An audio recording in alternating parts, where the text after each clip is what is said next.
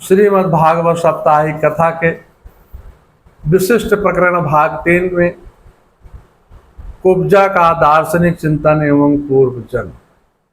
श्रीमद् भागवत दशम स्कंद के 48वें अध्याय में कुब्जा का चरित्र का वर्णन किया गया है। एक दिन भगवान श्री कृष्ण बलराम कंस के धनुष यज्ञ में सम्मिलित होने के लिए मथुरा कंस की राजधानी में राजमार्ग से मथुरा नगरी को देखते हुए सभी बालों के साथ मुख्य मार्ग से पैदल जा रहे थे। तभी उन्होंने एक युवती के साथ मुख्य मार्ग से तभी उन्होंने एक युवती स्त्री को देखा। उसका मुख तो सुंदर था परंतु वह कुबड़ी थी, इसी कारण उसका नाम कुब्जा था। वह अपने हाथ में अंगराग चंदन का पात्र लिए हुए जा रही थी। कुब्जा कंस के अलावा और किसी को देखना पसंद नहीं करते थे, किंतु धन्य है कृष्ण का कृष्णत्व व चुंबकत्व। जो भगवान ने सोचा जो जीव मुझे देखना भी नहीं चाहता है, मैंने उसकी दीन दशा को देख लिया है। किसी के कारण भी वह मेरे सामने पूतना की तरह आया है तो उसका कल्याण होना ही चाहिए। अपने आप मुस्कुराते हुए भगवान ने उसका परिचय पूछा और उसको सुंदरी कह करके संबोधित किया। विलोकम कुब्जा युवतिम वरानाम प्रयक्षत्यांते प्रहसंतस्पृदम। भगवान ने कुब्जा से मुस्कुराते हुए कहा, हे सुंदरी, तुम कौन हो? यह चंदन किसके लिए ले जा रही हो? हे कल्याणी, हमें यह सब बात सच सच बताइए। यह उत्तम चंदन या अंगराग हमें भी दे दो, इस दान से शीघ्र तुम्हारा कल्याण हो जाएगा। कुब्जा ने कहा, दाशांशम हम सुंदरम कंसास्मंत्रित कारणम आनुलेपम कर्मणि। हे परम सुंदर, मैं कंस की प्रिय दासी हूँ, महाराज के अंगराग लगाने की सेवा करती हूँ। कुब्जा ने अपना हृदय भगवान पर न्यौछावर कर दिया। उसने भगवान पर चंदन लगाना चाहा, किंतु झुकी देह वाली कुब्जा मस्तक तक कैसे पहुँचे। आगे बढ़कर प्रभु ने पैर पर पैर, ठोड़ी पर हाथ रख करके उसे सीधी सुंदर बना दिया। वह भगवान के सुकोमल हस्त से के स्पर्श मात्र से ही अप्सरा के सदृश दिखने लगी दिव्य स्त्री हो गई। मुकुंद स्पर्शनाथ सद्यम बभो प्रमदोत्तमा। अंगराग लगाने पर दोनों भाई बहुत सुशोभित हुए। कुब्जा भगवान की नित्य सिद्ध पत्नी थी। कुब्जा ने भगवान की अनेक लीलाओं से के उचित सहयोग भी दिया था। वह पूर्व जन्म की वासना के कारण अत्यंत कामासक्त हो गए थे। वह भगवान के काम भाव से प्राप्त करना चाहते थे। उसका मनोरथ पूर्ण करने भगवान उसके आवास पर गए। कुब्जा का घर बहुमूल्य सामग्रियों से भरा हुआ था। कुब्जा ने भगवान का स्वागत किया। कुब्जा ने भगवान के चरणों में काम संतत्व वक्षस्थल पर नेत्र पर रखकर उसकी दिव्य सुगंध प्राप्त कर लिया। ऐसा करने से कुब्जा की अनेक जन्मों की अभिव्यक्ति शांति हो गई। दोहारम स्टांगतम परिव्यम कांतम मूर्धम जहाद दीर्घातापम। परमात्मा की शरण ग्रहण करने से दुखों की निवृत्ति हो जाती है। परमात्मा की शरण करने से अनेक प्रकार के जन्मों की याद व्याध समाप्त हो जाती है। परमात्मा को बिना जाने जीव के दुखों का अंत नहीं होता है। वही ईश्वर संसार के मोक्ष, स्थित और बंधन का हेतु है। इसलिए मुमुक्ष पुरुष को सब प्रकार उसी की शरण में जाना चाहिए। इसी के प्रतिपादन से श्रुति कहती हैं, यो ब्राह्मणम विदधात पूर्वम यो वेदांश प्रढ़ोत तस्मै तेहम वेदात्म बुद्धि प्रकाशम मुहुर्मुहे सर्वामं प्रपद्ये। भगवान के कर्मों में निर्लिप्तता। कुब्जा ने भगवान के साथ यथेक्ष विहार किया। भगवान को कर्म बाधित नहीं करते हैं। नामा कर्मणा लिपन्ते नामे कर्म फले स्पृहा। गीता के 4 अध्याय के 14वां श्लोक। भगवान गीता में अर्जुन से कहते हैं, हे अर्जुन, कर्ता होने पर भी तू मुझ अविनाशी परमेश्वर को तू अकर्ता जान। कारण की कर्मों के फल से मेरी स्पृहा नहीं है, इसलिए तुम्हें मुझे कर्म लिप्त नहीं करते हैं। भगवान कुब्जा की अभिलाषा पूर्ण करके उद्धव जी के साथ अपने स्थान पर लौट गए। दार्शनिक चिंतन।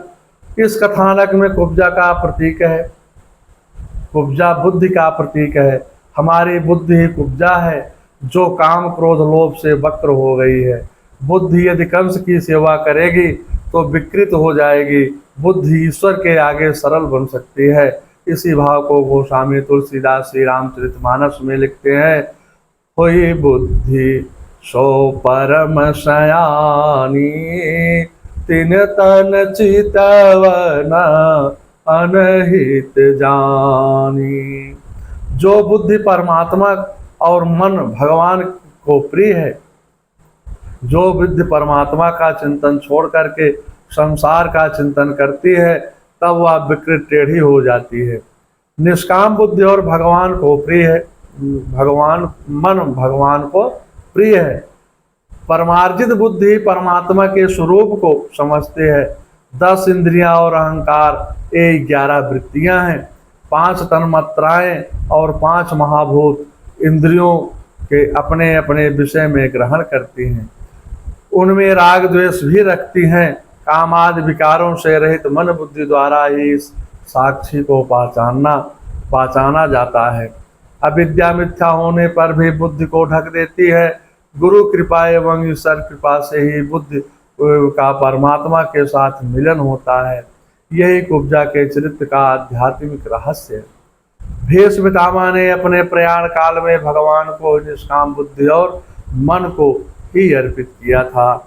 इति मते रूप कल्पितम वृत्तिरा भगवत सात्वे भूमनि, स्वासुखम गते क्वचित् प्रकृतम यद्य प्रवाहम। भगवान कहते हैं, मुझे धन नहीं मन दो।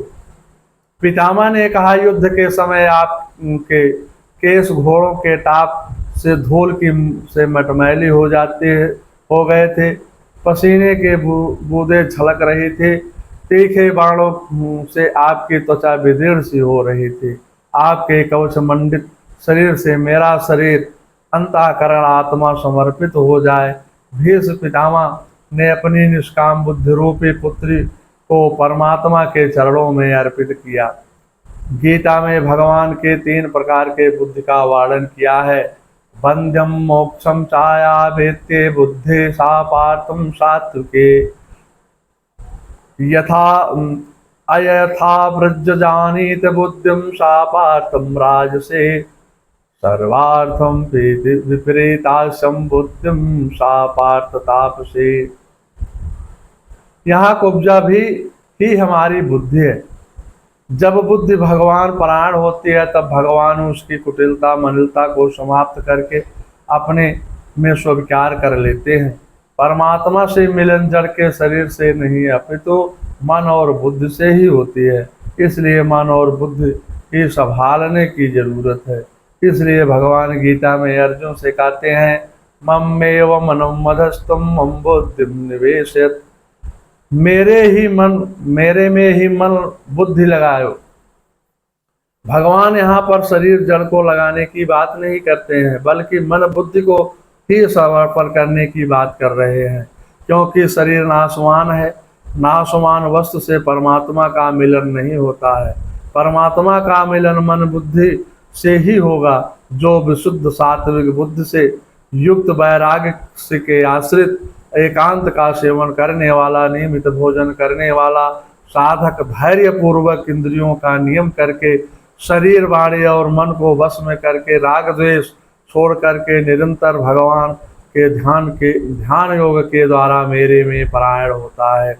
वह साधक ममता रहित हो तथा शांत होकर ब्रह्मा को प्राप्त हो जाता है। कुब्जा का पूर्व जन्म। हरिवंश पुराण के अनुसार कुब्जा पूर्व जन्म में एक राजा के पुत्र थे।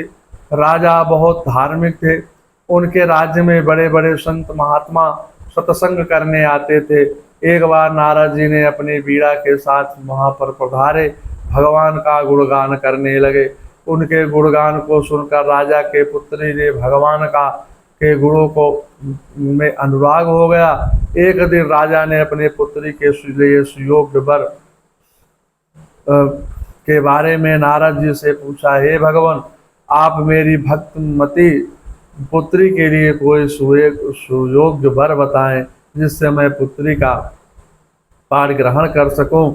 नारद जी ने कहा, हे राजन, इस विषय में अपनी पुत्री का भी परामर्श लें। कन्या से पूछने पर कन्या ने कहा, हे भगवान, आप जिनका गुणगान करते हैं मैं उन्हीं को अपना पति बनाना चाहती हूँ। नारद जी ने कहा, हे देवी, यह कार्य इतना सरल नहीं है। इस पर कन्या ने कहा, हे भगवान, मैं भगवान श्री कृष्ण को प्राप्त करने के लिए व्रत करूंगी, तपस्या करूंगी और कभी तो उनकी कृपा मुझ पर होगी। पुत्री का अनुराग देख करके नारद जी ने कहा, हे देवी, तुम घबराओ नहीं, तुम्हारे दूसरे जन्म में कुब्जा बनेगी और जिसके स्पर्श से तुम्हें दिव्य सौंदर्य प्राप्त होगा और उन्हीं से तुम पति के रूप में प्राप्त हो जाओगी करोगी। वही कन्या कंस के प्रधानमंत्री वैश्य के घर में उत्पन्न हुई।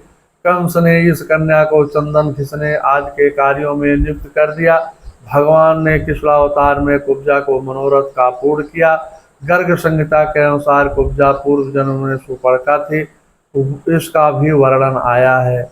शैवं सुपर्णखनाघा नामं राक्षसी कामरूपिणी आभोक्षं मथुरायां तो कुब्जं नाम महामते महादेवरेणापि कृष्णस्य प्रिया भवत्।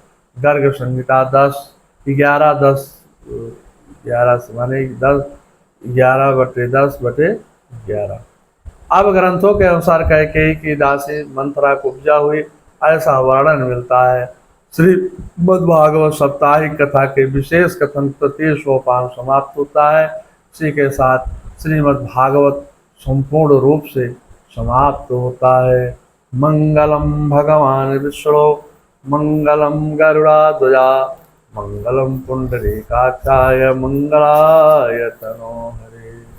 सर्वमंगल मांगल्ये शिवे सर्वार्थ साधिके, शरण्ये त्र्यंबके गौरी नारायणी नमस्तुते।